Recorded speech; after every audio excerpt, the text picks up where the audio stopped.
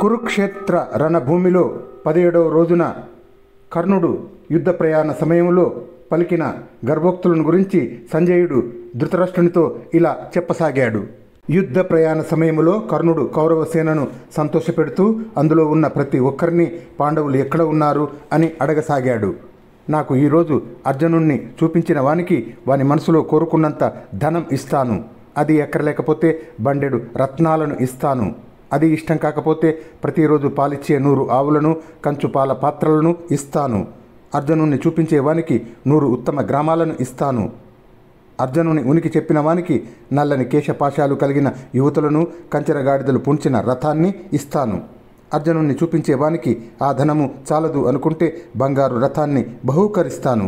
దానికి ఏనుగులంత బలం కలిగిన 6 ఎద్దులు కట్టబడి ఉంటాయి. దాంతోపాటు వానికి బంగారు నగలు మెడలో కలిగిన వాళ్ళు, సర్వ అలంకార భూషితలు, గీత వాద్యాలలో నిపుణులు అయిన 16 ఏండ్ల పడుతులను వానికి బహుమతిగా ఇస్తాను.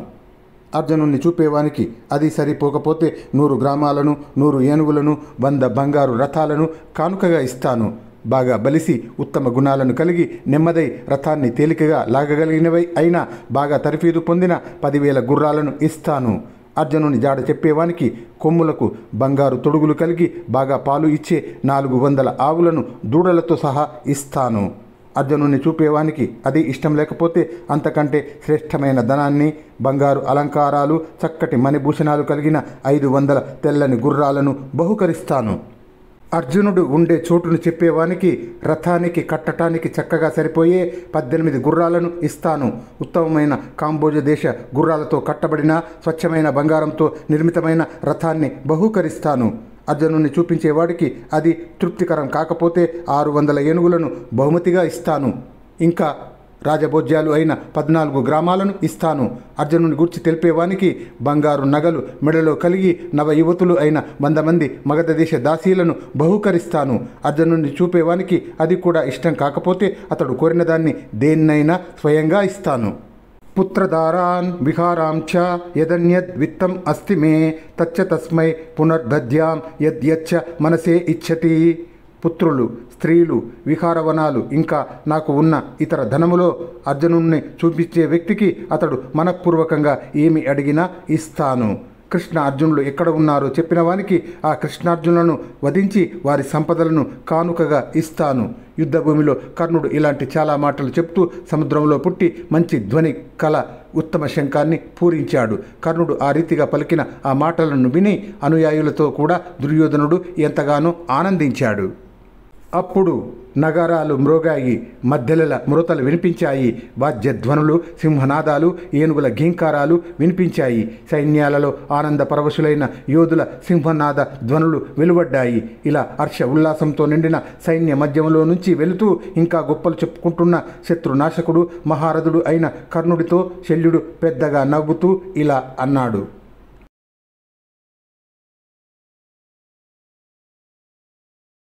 కర్ణ, బంగారు నగలు గల ఏనుగుల లాంటి 6 ఎద్దులను ఏ పురుషునికి ఇవ్వకుండానే అర్జునుడిని చూస్తావు.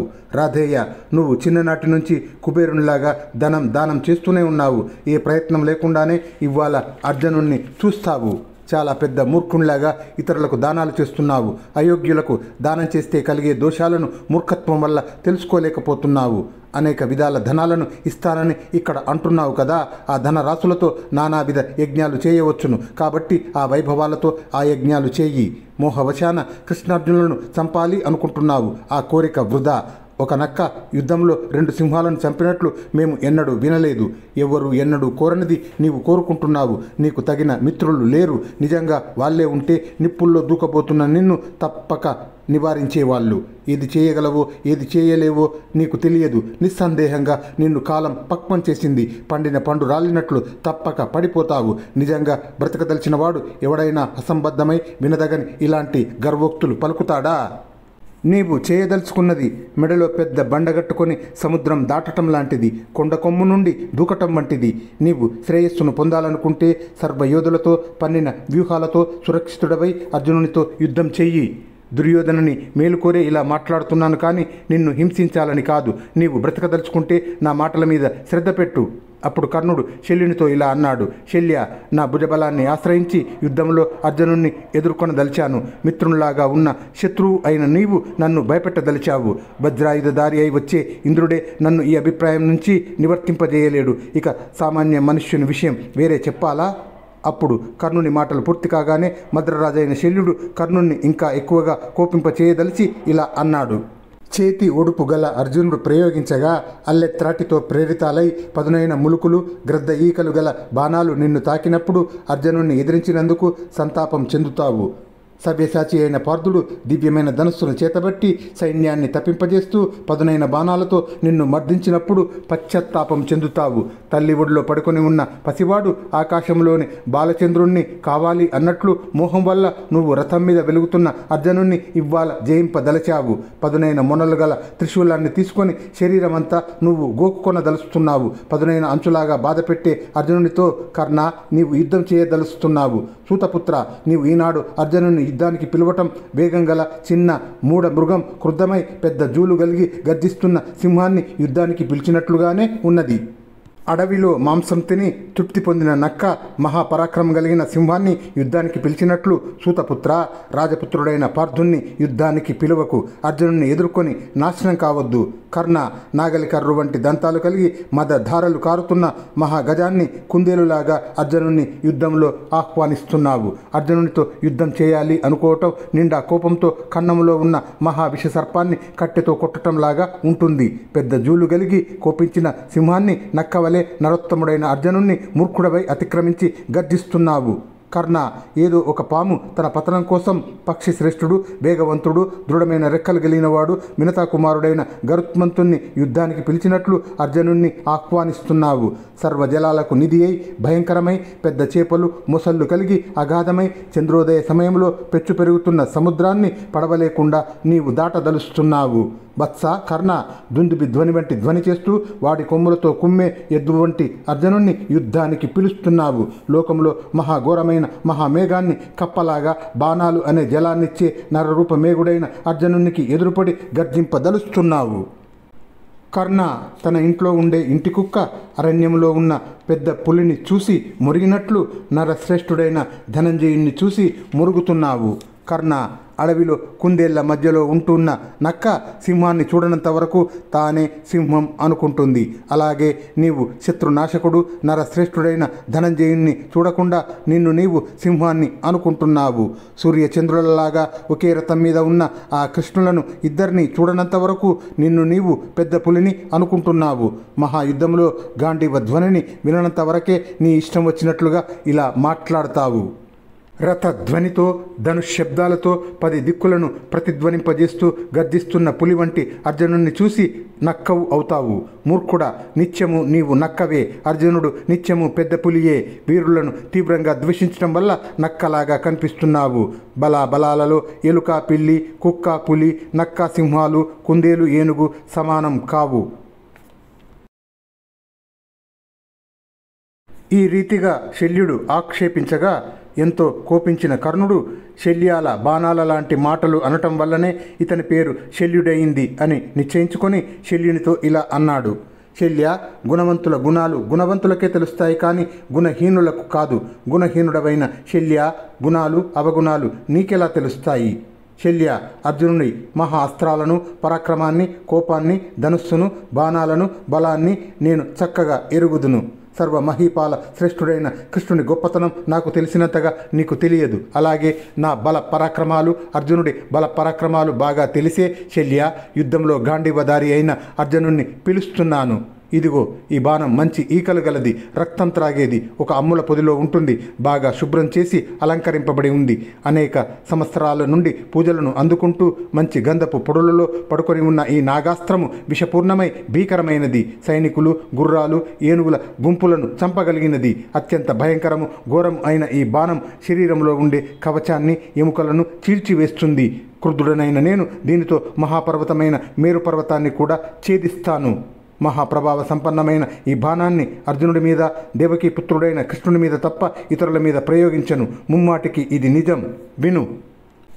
నేను ఎంతో కంపితుడును అయి ఈ బాణముతో కృష్ణార్జునులతో యుద్ధం చేస్తాను. ఈ పని నాకు మాత్రమే తగినది.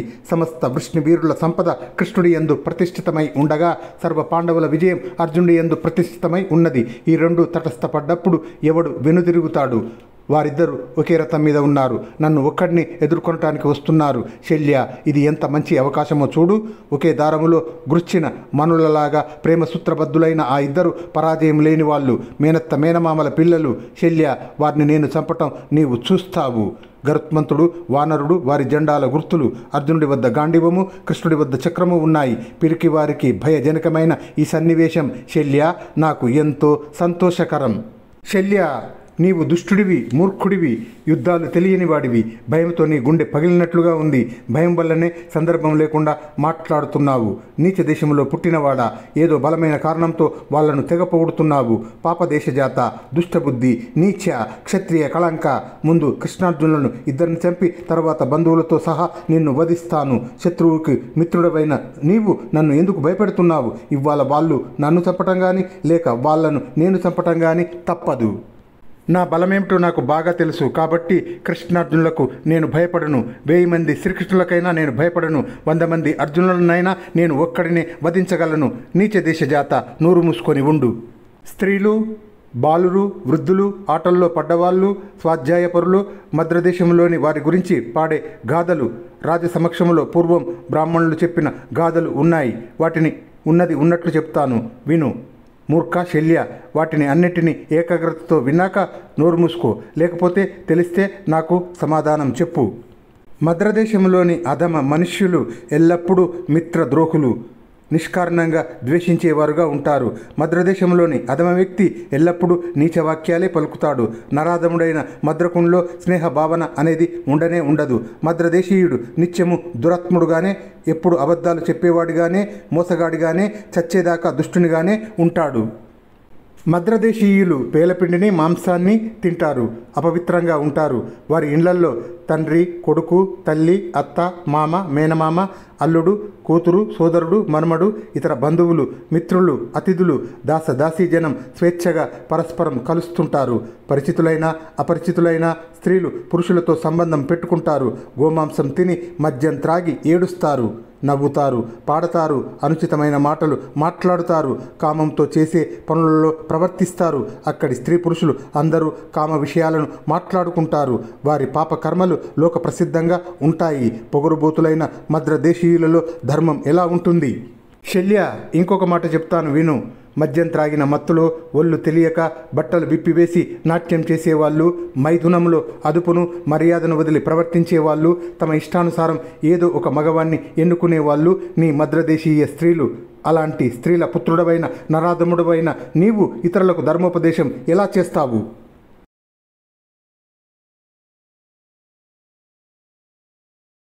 ఒంటెలలాగా, గాడిదలలాగా నిలుచొని మూత్ర విసర్జనం చేసేవాళ్ళు, ధర్మభ్రష్టులు, సిగ్గులేని వాళ్ళు నీ మద్రదేశ స్త్రీలు. వారి పుత్రుడవైన నీవు ఇక్కడ నాకు ధర్మోపదేశం చేయదలుస్తున్నావు. ఎవడైనా పురుషుడు మద్రదేశీయ స్త్రీని గంజిపోయమని అడిగితే ఆమె అతని మెడబెట్టి లాక్కుపోతుంది. గంజిపోసే ఉద్దేశం లేకపోగా ఇంకా ఇలా దారుణంగా అంటుంది, నాకు అత్యంత ప్రియమైన గంజిని ఎవ్వడు అడగరాదు. కొడుకునైనా భర్తనైనా ఇస్తాను కానీ గంజి మాత్రం ఇయ్యను. సామాన్యంగా మద్రదేశ స్త్రీలు గౌరవర్ణం అనగా మంచి రంగు కలిగి బాగా పొడుగ్గా ఉంటారు. కంబళ్లను కట్టుకుంటారు, బాగా తింటారు, సిగ్గు వదిలేస్తారు, అపవిత్రంగా ఉంటారు. మద్రదేశీయులు జుట్టు దగ్గర నుంచి కాలిగోళ్ళ దాకా నింజులుగా ఉంటారు. వారందరూ చెడ్డ పనులు చేస్తూ ఉంటారు. వారిని గూర్చి నేను కానీ ఇతరులు కానీ ఇంకా అనేక విషయాలు చెప్పగలం.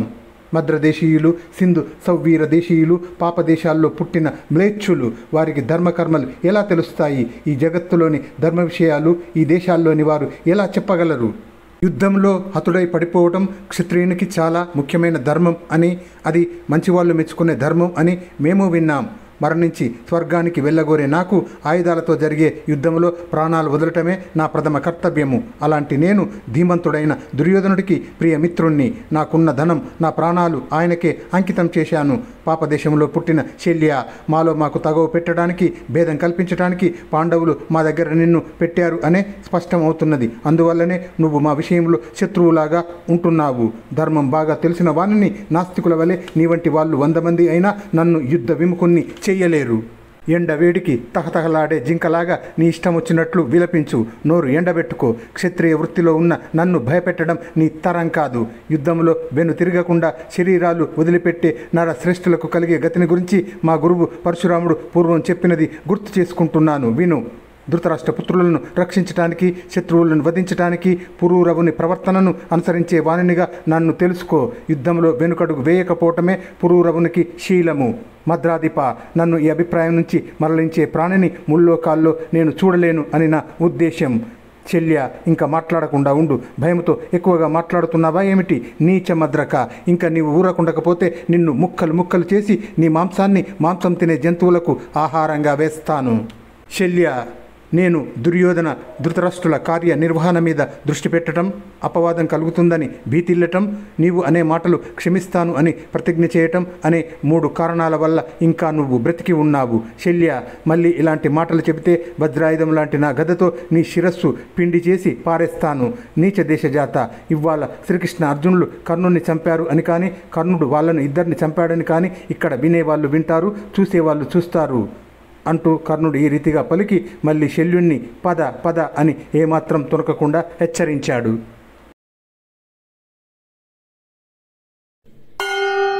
కర్ణ శల్య సంవాదం గురించి సంజయుడు ఇంకా ఇలా ధృతరాష్ట్రునితో చెప్పసాగాడు. యుద్ధ ప్రశంసాపరమైన కర్ణుడి వాక్కులు విన్న తర్వాత శల్యుడు కర్ణుడితో ఇలా అన్నాడు. యుద్ధరంగంలో వెనుదిరగని వాళ్ళు, యజ్ఞపరాయణులు, మూర్ధాభిషిక్తులు అయిన రాజుల వంశంలో నేను జన్మించాను.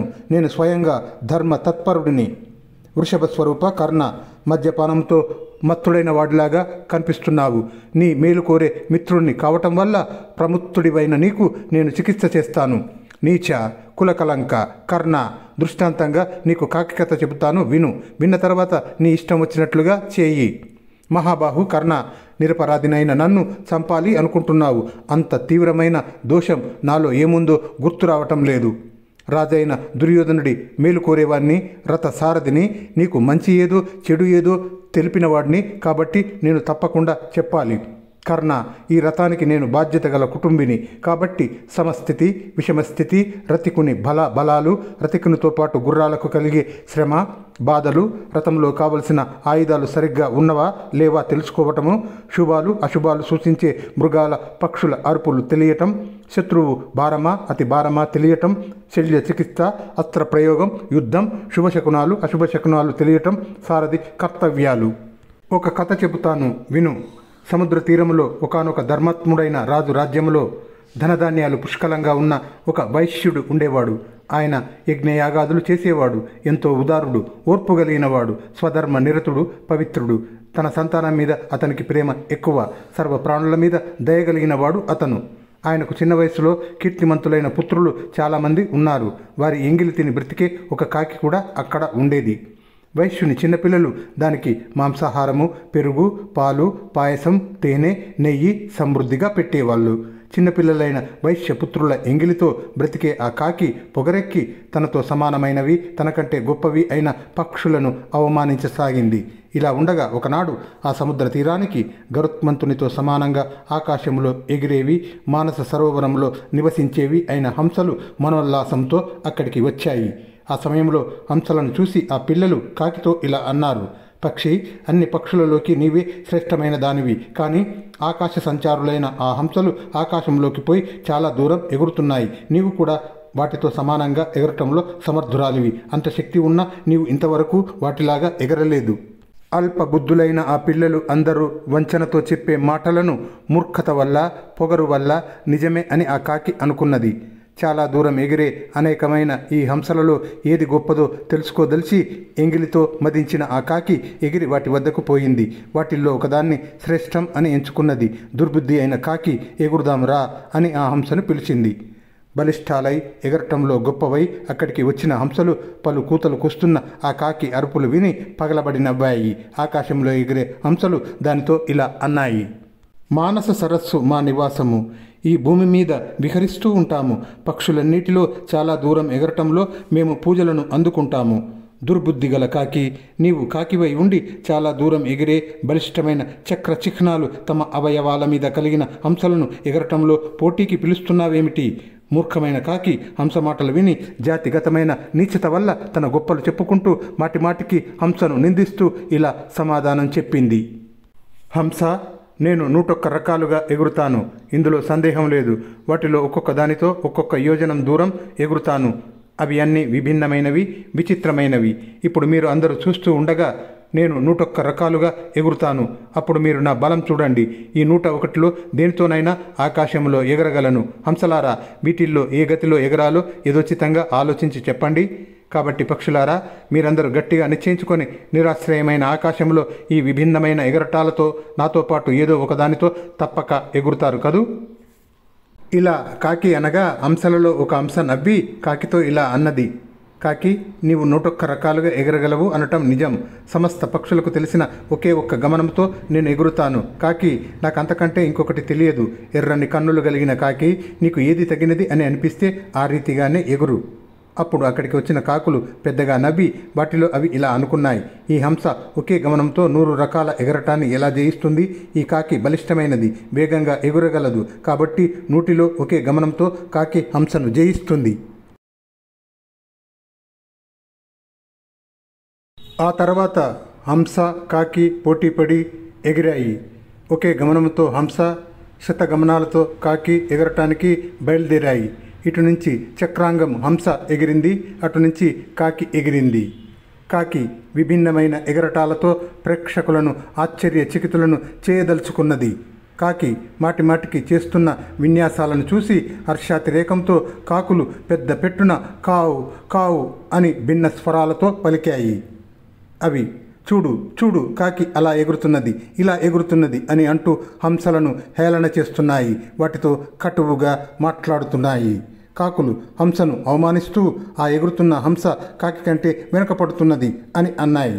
ఆ సమయంలో హంస ఆ మాటలు విని సముద్రం మీద పైకి పశ్చిమ దిక్కుకు ఎగరసాగింది.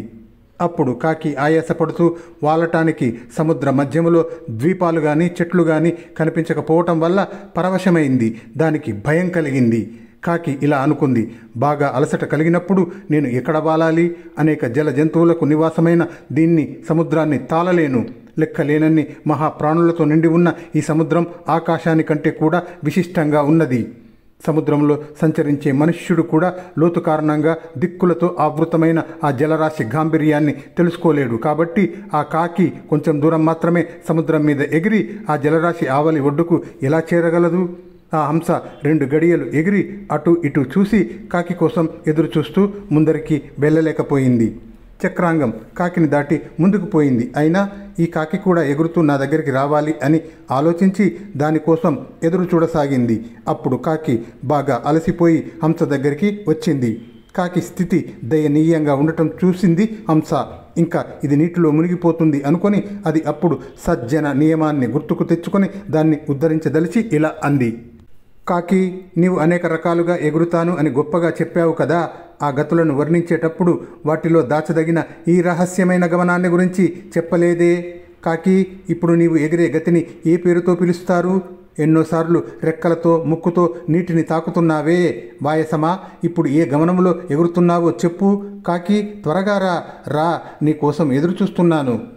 అర్థమైన ఆ కాకి రెక్కలతో ముక్కుతో నీటిని మాటిమాటికి తాకటాన్ని హంస చూసింది. అది ఎగిరే వేగంతో అలసిపోయింది. ఆ కాకి శరీరం శిథిలం అయ్యింది. ఆ నీటికి అంతులేకపోవటం చూసి క్రిందికి పడిపోతున్నది. అప్పుడు హంసతో ఆ కాకి ఇలా అన్నది. సోదరా హంస, మేము కాకులం, ఊరికే కా కా అని అరుస్తూ ఉంటాము. ఎగరటం మాకేం తెలుసు? హంస, ఈ ప్రాణాలతోనే నిన్ను శరణు వేడుతున్నాను. ఈ నీటి దరికి నన్ను చేర్చు. తీవ్రంగా ఆర్తి చెందిన ఆ కాకి ఆ మహాసముద్రంలో నీటిని రెక్కలతో ముక్కుతో తగులుతూ తీవ్రంగా అలసి ఆ జలంలో పడిపోయింది. దానికి అప్పుడు చాలా బాధ కలిగింది. దీనమైన మనస్సుతో సముద్ర జలంలో పడిపోయి మరణించబోతున్న ఆ కాకిని చూసి హంస ఇలా అన్నది. కాకి, నీవు 101 గతులతో ఎగురుతాను అని ఆత్మస్తుతి చేసుకుంటూ చెప్పావు. అలాంటి నీవు 101 రీతిగా ఎగురుతూ నాకంటే గొప్పవాడివి అయి ఉండి ఇలా బాగా అలసిపోయి సముద్రంలో పడ్డావేమిటి?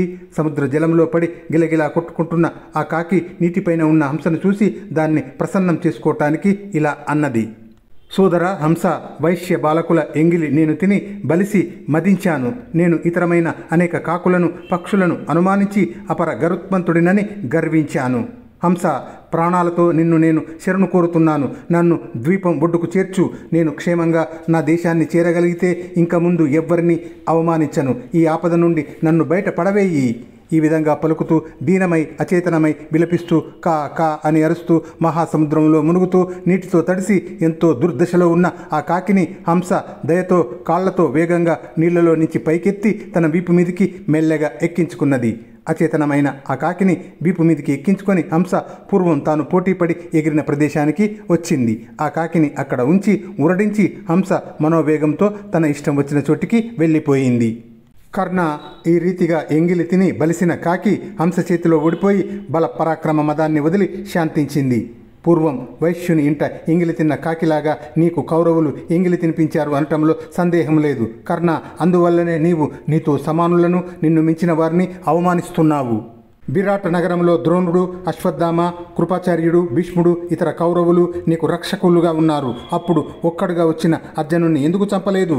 అక్కడ అర్జునుడు మీతో ఒక్కొక్కరితోనూ అందరితోనూ కలిసి పోరాడి సింహం నక్కలను ఓడించినట్లు ఓడించాడు. అప్పుడు నీ పరాక్రమం ఏమైంది? యుద్ధంలో అర్జునుడు నీ సోదరుణ్ణి చంపటాన్ని చూసి కౌరవ వీరులు అందరూ చూస్తూ ఉండగా మొట్టమొదట నీవే పారిపోయావు.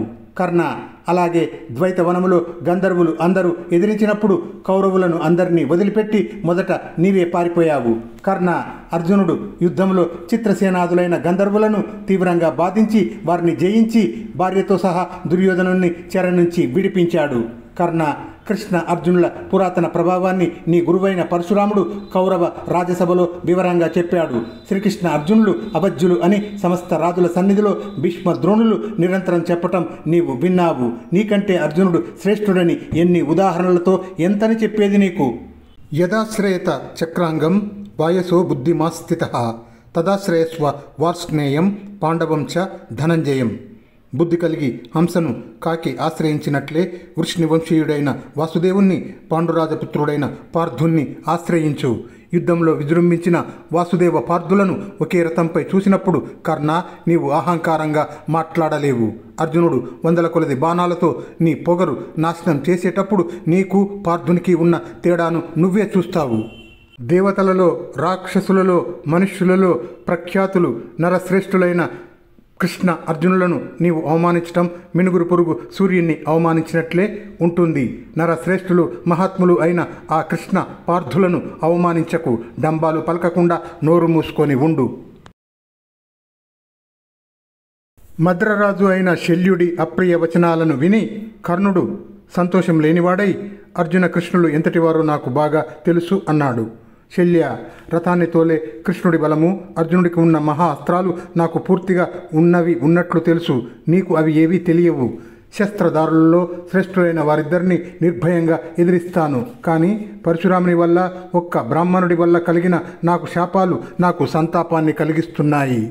పూర్వం ఒకప్పుడు దివ్య అస్త్ర ప్రాప్తిని కోరి బ్రాహ్మణ వేషం వేసి పరశురాముని వద్ద శిష్యునిగా ఉన్నాను.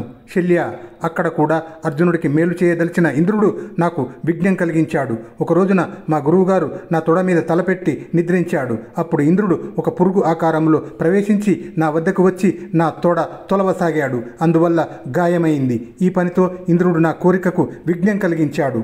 తొడకు పెద్దగా గాయం కావటం వల్ల నా శరీరం నుండి రక్తం ప్రవాహంగా కారింది. గురువుగారికి నిద్రాభంగం అవుతుందేమో అని భయంతో కదలకుండా ఉన్నాను. ఆ బ్రాహ్మణుడు పరశురాముడు లేచి ఇదంతా చూశాడు. శల్య, ఇంత ధైర్యంగా నేను కదలకుండా ఉండటం గమనించి పరశురాముడు, ఒరి, నీవు బ్రాహ్మణుడివి కావు, మరి ఎవరివి? నిజం చెప్పు అన్నాడు. అప్పుడు నేను నిజం తెలుపుతూ, మహాత్మా, నేను సూతుడిని అని చెప్పాను. నా వృత్తాంతం విన్న పరమ తపస్వి పరశురాముడు కోపపూర్ణ చిత్తుడై, సూత, నీవు వంచన చేసి బ్రహ్మాస్త్రాన్ని పొందావు కాబట్టి అవసరమైనప్పుడు ఆ అస్త్రం నీకు స్ఫురించదు. మరణకాలంలో తప్ప ఇతర సమయాల్లో ఈ బ్రహ్మాస్త్రం నీకు ఉపయోగపడుతుంది. బ్రాహ్మణేతరుని యందు ఆ బ్రహ్మాస్త్రం స్థిరంగా ఉండదు అని శపించాడు. ఆ అస్త్రం భయంకరమైన ఈ కురుక్షేత్ర యుద్ధంలో నాకు ఉపయోగపడుతున్నది. ఆ బ్రహ్మాస్త్రమే కాక నా దగ్గర ఇంకో అస్త్రం కూడా ఉన్నది. దానితో యుద్ధంలో శత్రు సమూహాలను ప్రతాపవంతుడు, బలవంతుడు, అస్త్ర విద్యా నిపుణుడు, ఉగ్రదానుష్కుడు, మహా తేజస్వి, క్రూరుడు, శూరుడు, భయంకరుడు, శత్రువేగం సహించగలవాడు అయిన అర్జునుడిని యుద్ధంలో చంపుతాను. మహా అభిమానవంతుడు యుద్ధకాంక్షి అయిన అర్జునుడు మానవాతీతమైన మహా అస్త్రాలతో సన్నద్ధుడై వస్తాడు. యుద్ధంలో అతని ప్రతి అస్త్రాన్ని ఇంకో అస్త్రంతో ధ్వంసం చేసి ఉత్తమ బాణాలతో ఆ పార్థుణ్ణి నేల కూలుస్తాను. శల్య మృత్యువును ముందు ఉంచుకొని యుద్ధంలో నాకు మరణమో జయమో కలగాలని ఆ అర్జునునితో యుద్ధం చేస్తాను. ఇంద్రతుల్యుడైన అర్జునునితో నాకంటే ఎవడు ఏకరథుడై యుద్ధం చేయగలిగినవాడు? పాపపు పనులు చేసేవాడా శల్య, నీవు నన్ను భయపెడుతూ మూర్ఖునిలాగా పాండవుల కోసం అప్రియ వచనాలు నాకు పలికావు. నా విషయంలో మృదువుగా వ్యవహరించాల్సింది, కానీ నీవు కుటిల బుద్ధివి, మిత్రద్రోహివి కావటం వల్ల నీ పాపంతోనే నువ్వు మరణించావు. ఎవరితోనైనా 7 అడుగులు నడిస్తేనే మైత్రి కలుగుతుంది, కానీ నీలో ఆ మైత్రి ఉదయించలేదు. భయంకరమైన కాలం సన్నద్ధమైంది. దుర్యోధనుడు యుద్ధభూమికి వచ్చాడు. నేను అతని కోరిక తీర్చదలిచాను, కానీ అతనికి కార్యసిద్ధి అయ్యే అవకాశం లేకుండా చేయటంలో నీ మనసు ఆసక్తమైంది.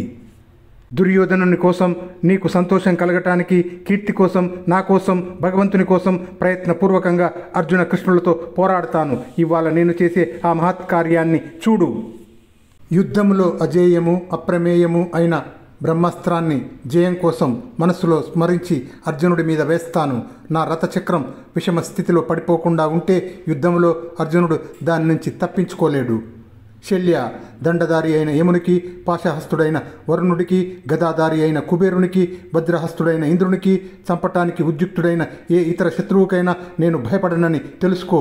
కాబట్టి అర్జునుడి నుంచి కానీ కృష్ణుడి నుంచి కానీ నాకు ఎలాంటి భయము లేదు. ఆ ఇద్దరితో రణరంగంలో యుద్ధం తప్పక చేస్తాను. శల్య, ఒకప్పుడు నేను శస్త్రాభ్యాసం కోసం విజయుడు అనే బ్రాహ్మణుడి ఆశ్రమ సమీపంలో తిరుగుతున్నాను. ఆ సమయంలో ఘోర రూపాలు, భయంకరాలైన బాణాలను వేస్తూ తెలియకుండా అజాగ్రత్త వల్ల ఆ బ్రాహ్మణుడి హోమధేనువు దూడను బాణంతో చంపాను.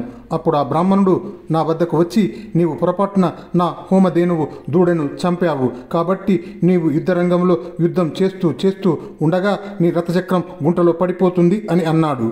ఆ శాపాన్ని తొలగించుమని ఆయనకు 1000 ఆవులను, 600 ఎద్దులను ఇయ్యబోయాను. కానీ ఆయన అనుగ్రహాన్ని పొందలేకపోయాను. బండి ఇరుసంత లావున్న దంతాలు కలిగిన 700 ఏనుగులను, 100 కొలది దాసదాసి జనాన్ని ఆ బ్రాహ్మణుడికి ఇయ్యజూపాను. కానీ ప్రసన్నుడు కాలేదు. తెల్ల దూడలు కలిగిన 14,000 ఆవులను ఆయనకు ఇయ్యజూపాను. కానీ ఆ ద్విజశ్రేష్ఠుని అనుగ్రహాన్ని పొందలేకపోయాను.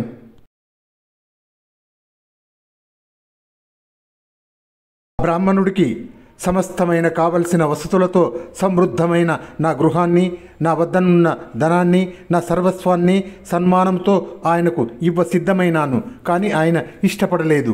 అప్పుడు నేను ప్రయత్నపూర్వకంగా నా అపరాధాన్ని క్షమించుమని అడిగాను. అప్పుడు ఆయన నాతో, సూతా, నేను అన్నది తప్పక జరిగి తీరుతుంది. దీనికి తిరుగులేదు.